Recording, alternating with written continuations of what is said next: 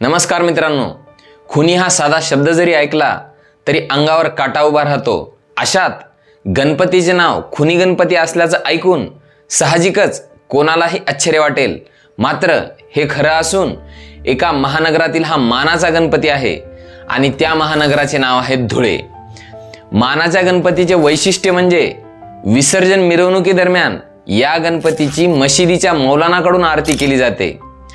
हिंदू मुस्लिम एकतेची साक्ष देणारा हा ऐतिहासिक क्षण पाहण्यासाठी अवघे धुळेकर मशिदीजवळ गर्दी करतात। मात्र या गणपतीला खुनी गणपतीचं नाव का पडलं, त्यामागचा इतिहास काय, मौलानाकडून गणपतीची आरती का केली जाते, असे अनेक प्रश्न तुमच्या मनात निर्माण झाले असतील। तर या व्हिडिओत आपण धुळ्यातील मानाच्या खुनी गणपतीचा रंजक इतिहास जाणून घेणार आहोत। ब्रिटिशांविरोधात भारतीयांना एकत्र आणण्यासाठी आणि विचारांची देवाणघेवाण करण्यासाठी सार्वजनिक गणेश उत्सवाची सुरुवात लोकमान्य टिळकांनी 1894 साली केली। त्यातूनच प्रेरणा घेऊन खांबेटे गुरुजींनी धुळ्यात सार्वजनिक गणेशोत्सव सुरू केला। त्या गणेशाची विसर्जन मिरवणूक 1000 वर्ष जुन्या शाही जामा मशिदीजवळून सायंकाळी प्रार्थनेच्या वेळी पालखीतून जात होती। त्यावेळी या पालखीला विरोध झाला आणि या विरोधाचं रूपांतर हाणामारीत झालं। यामुळे ब्रिटिशांनी जमावावर गोळीबार केला। त्यात बरेच लोक मृत्युमुखी पडले, अनेक जण जखमी झाले। यानंतर अनेक उलटसुलट चर्चा झाल्या। ही चर्चा वाऱ्यासारखी पसरली आणि अहिराणीत त्या मशिदीला खुनी मशीद म्हणजेच खून होणारी मशीद आणि गणपतीला खुनी गणपती असं नाव प्रचलित झालं। पुढे ब्रिटिशांनी दोन्ही गटात समेट घडवला आणि एकमेकांच्या धर्माच्या सन्मानासाठी ठोस पावलं उचलली। ब्रिटिशांकडून 228 रुपये दोन्ही गटांना दिले गेले आणि त्यातून ही ऐतिहासिक प्रथा सुरू झाली। दर अनंत चतुर्दशीला गणपतीची विसर्जन मिरवणूक पालखीतूनच निघते।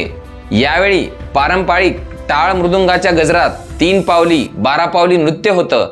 सायंकाळी 5 वाजता म्हणजेच नमाजाची अजान होताना खुनी गणपतीची पालखी खुनी मशिदीच्या दारात एकदम समोर येते। मशिदीतून गणपतीवर पुष्पवृष्टी केली जाते। मशिदीचे मौलाना आरतीचं तबक आणि गुलाबाच्या फुलांचा हार आणून मशिदीतर्फे गणपतीची आरती करतात। एकीकडे आरती आणि दुसरीकडे अजान सुरू असतो। तिथे आरती झाली की गणपती विसर्जनासाठी मार्गस्थ होतो। या ठिकाणी आल्यानंतर पालखी अचानक जड होत असल्याचा हे अनुभव भाविक सांगतात।